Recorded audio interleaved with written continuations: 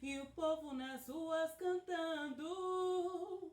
É feito uma reza, um ritual, é a procissão do samba, abençoando a festa do divino carnaval. É isso mesmo que você entendeu. Eu tô aqui para te falar 10 curiosidades sobre o carnaval, porque o carnaval é festa, mas também é muita cultura, minha gente. É mesmo, é?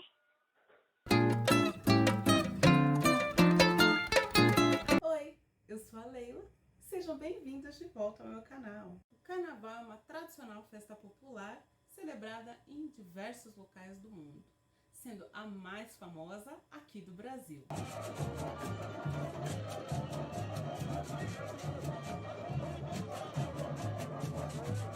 E é uma festa ligada tradicionalmente ao catolicismo, porque a sua celebração antecede o período da quaresma. Gente, para quem não sabe, a quaresma é um período de 40 dias que antecede a Páscoa.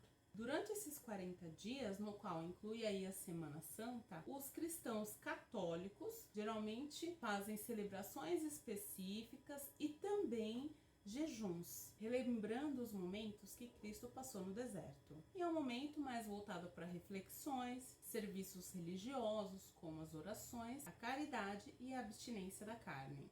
Ave Maria, cheia de graças. O carnaval não é uma invenção brasileira, que ele remete à antiguidade. E se vocês quiserem um vídeo mais específico sobre a origem desse carnaval, só deixa um comentário aqui que eu faço um vídeo específico sobre isso. Se tiver bastante comentários, eu venho com novas informações. Mas hoje eu vou tratar primeiramente sobre o carnaval no Brasil. Quero abordar o samba. Combinado? Então vamos começar sobre a origem da palavra carnaval. Carnaval deriva do latim a palavra carnis levale, cujo significado é retirar a carne. Uau! Esse sentido está ligado ao jejum que deveria ser feito no período da quaresma, para ajudar os cristãos a controlarem os desejos mundanos. Que velha safada! E isso demonstra claramente uma tentativa da Igreja Católica de controlar os desejos dos fiéis. Hoje é o primeiro dia de carnaval, mas o Wickham, Sullivan e eu não nos intimidamos e estávamos determinados a encarar os seus perigos. Esses perigos consistem principalmente em sermos impiedosamente fuzilados com bolas de cera cheias de água e molhados com esguichos de lata. Achamos muito difícil manter a nossa dignidade enquanto caminhávamos pelas ruas. O relato acima é de Charles Darwin em sua visita ao Brasil no ano de 1832. E ele ficou na cidade de Salvador e acompanhou a farra que acontecia pelas ruas da capital baiana.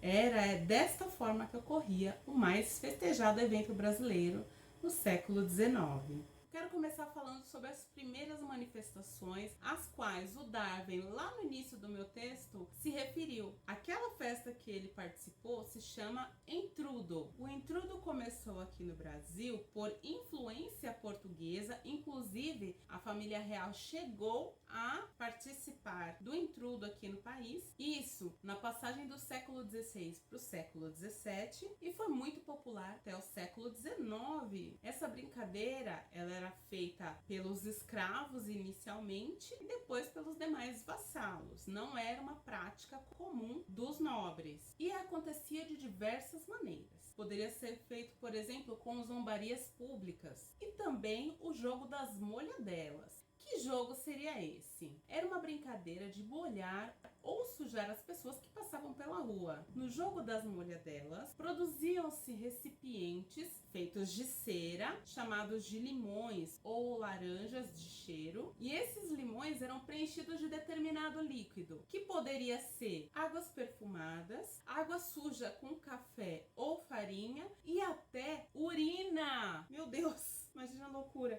Meu Deus do céu, imagina o cheiro. Também poderia incluir ovos, tangerinas, luvas cheias de areia, guerrinha de vassouras e colheres de pau, e também aquela guerrinha de farinha, de gesso, semelhante ao que a gente costuma fazer aqui em alguns aniversários na escola. Quem foi de escola pública sabe do que eu tô falando.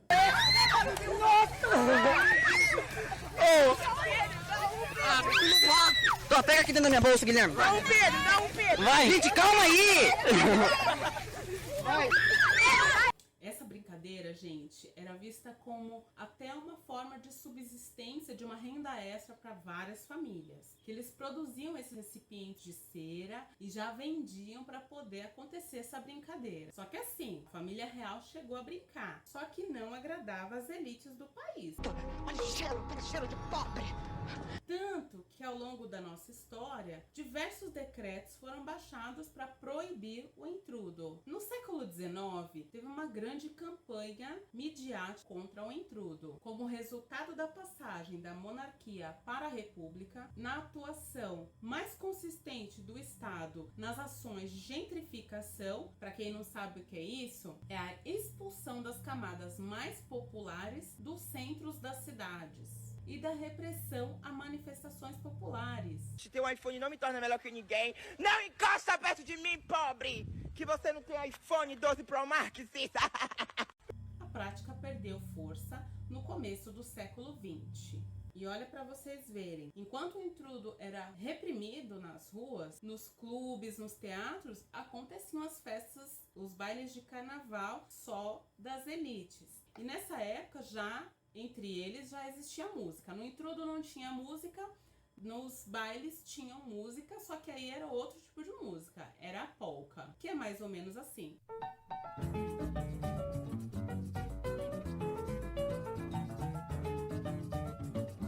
A elite do Rio de Janeiro criaria ainda as sociedades, cuja primeira foi o Congresso das Sumidades Carnavalescas, para desfilar nas ruas da cidade. Quer dizer, o intrudo era reprimido, mas eles poderiam desfilar com seus carrões pelas ruas da cidade, né? Mesmo diante dos obstáculos, as camadas populares não desistiram das suas práticas carnavalescas.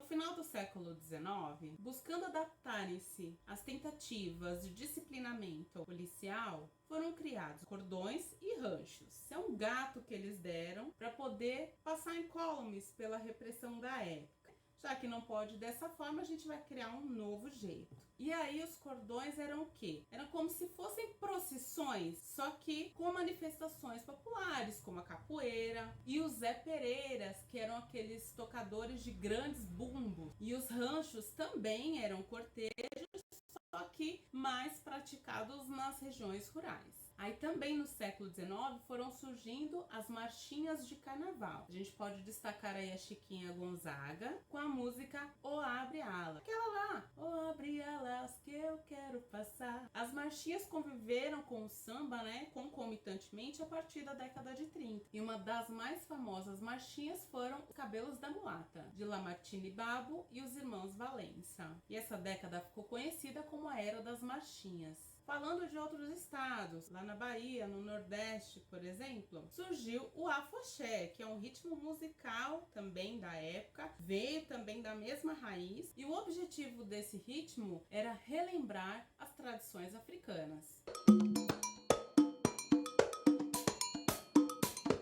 Os primeiros afoxés foram a Embaixada da África e os Pândegos da África. Por volta do mesmo período, o frevo passou a ser praticado no Recife e o maracatu tomou conta das ruas de Olinda. Ao longo do século XX, o carnaval se popularizou ainda mais no Brasil e conheceu uma diversidade de formas de realização, tanto entre a classe dominante como entre as classes populares.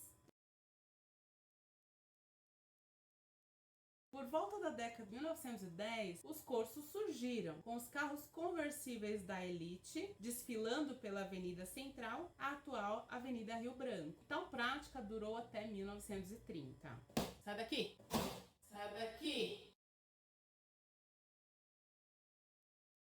Falando um pouquinho sobre a criação das escolas de samba, isso se deu a partir da década de 30. Dentre as classes populares surgiram as escolas de samba a partir da década de 20. Considera-se que a primeira escola de samba a surgir tenha sido a Deixa Falar, fundada em 1928, que daria origem à Escola Estácio de Sá. Outra escola pioneira foi a Vai Como Pode, que atualmente é conhecida como Portela. As escolas de samba eram o desenvolvimento dos cordões e dos ranchos, e a primeira delas ocorreu no Rio de Janeiro em 1932. Só um adendo, tá, pessoal? A Deixa Falar é considerada a primeira escola de samba criada porque ela foi a primeira a ter os elementos parecidos com o que tem hoje nas escolas de samba, tá? Eu falo em termos de constituição, em termos de composições, etc e tal. Os fundadores da Deixa Falar foram Ismael Silva, Alcebiades Barcelos, Newton Bastos, Edgar Marcelino dos Passos, Oswaldo Vasquez e Silvio Fernandes. Seus membros tinham envolvimento com os ranchos carnavalescos e levaram essa experiência para o desenvolvimento das escolas de samba. A fundação da Deixa Falar motivou a criação de outras escolas de samba, como a Vai Como Pode, a Portela, como eu já falei para vocês, e a Mangueira, que era a Estação Primeira. Em 1929 foi realizado um concurso entre a Deixa Falar, o Conjunto Carnavalesco Oswaldo Cruz, seria a futura Portela, e o bloco carnavalesco Estação Primeira, que é a Mangueira. Gente, eu falei pra vocês que era Vai Como Pode, e depois eu falei que era Conjunto Carnavalesco Oswaldo Cruz, certo? Esse era o primeiro nome do bloco carnavalesco. Depois ela mudou mais 2 vezes de nome até chegar ao nome Portela. A primeira foi Quem Nos Faz é o Capricho e a segunda foi Vai Como Pode. Aí lá em 1930 assumiu definitivamente a alcunha Portela. Os desfiles das escolas de samba foram criados oficialmente a partir de 1932. Considera-se que o idealizador foi Saturnino Gonçalves, sambista e primeiro presidente da Mangueira. A ideia que estava em curso entre os sambistas acabou sendo implantada por Mário Filho, jornalista que era dono de um periódico de esportes. Esse primeiro concurso de escolas de samba contou com a participação de 19 grupos, mas apenas os 4 primeiros tiveram sua posição divulgada na época. E a classificação foi a seguinte: ganhou a Estação Primeira de Mangueira, a segunda linha do Estácio e a Vai Como Pode dividiram o segundo lugar, e a Unidos da Tijuca. Os desfiles das escolas de samba ganharam amplitude nesse período, a partir da década de 30, e foram obrigados a se enquadrar nas diretrizes do autoritarismo da Era Vargas. Os alvarás de funcionamento das escolas de samba apareceram nesta época, e eu vou contar para vocês como isso se deu, tá, gente? Com o golpe de Estado do Getúlio Vargas e início do seu governo em 1930, o Carnaval do Brasil foi obrigado a passar por uma nova configuração. Seguindo a proposta fascista de Mussolini na Itália, o então presidente decidiu criar regras carnavalescas. Meu Deus. Primeira regra, ele instituiu que todos os sambas enredos deveriam ter letras em homenagem à história do Brasil. Uma outra regra que ele impôs também foi a proibição dos instrumentos de sopro, pois ele considerou que eram instrumentos de origem europeia.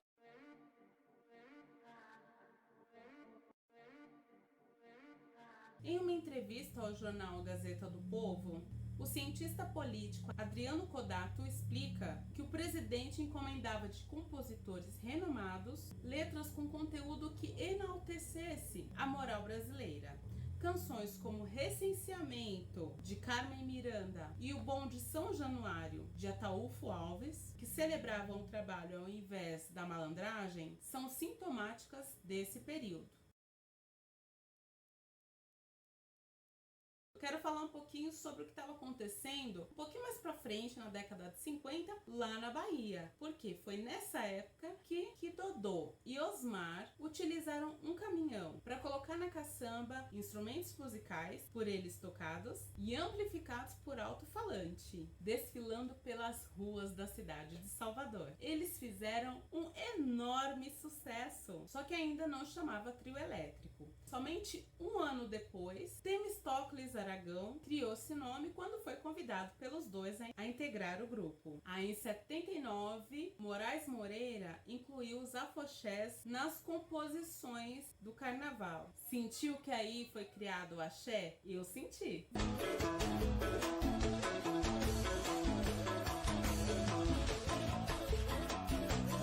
As escolas de samba e o carnaval passaram a se tornar uma importante atividade a partir da década de 60. Por quê? Empresários do jogo do bicho e de outras atividades empresariais legais começaram a investir pesado no carnaval. Turismo, né, galera? Aí a Prefeitura do Rio passou a colocar arquibancadas na Avenida Rio Branco e a cobrar ingresso para ver o desfile. E em São Paulo também começou a ter desfiles a partir desse período. Em 1984 foi criada no Rio de Janeiro a Passarela do Samba, ou o Sambódromo, sob mandato do ex-governador Leonel Brizola. Com o desenho arquitetônico realizado por Oscar Niemeyer, a edificação passou a ser um dos principais símbolos do carnaval brasileiro. Agora, em São Paulo, as escolas de samba começaram a surgir a partir de 1930. E os historiadores falam que a Lava Pés é a escola mais antiga do estado,